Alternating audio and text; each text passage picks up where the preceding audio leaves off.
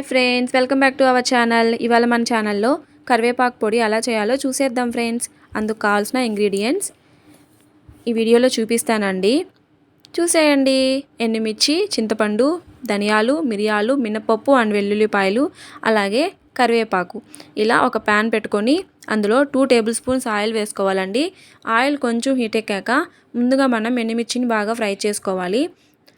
ఎండుమిర్చి ఫ్రై అయిన తర్వాత ధనియాలు, మిరియాలు అండ్ మినపప్పును కూడా వేసి బాగా ఫ్రై చేసుకోవాలండి.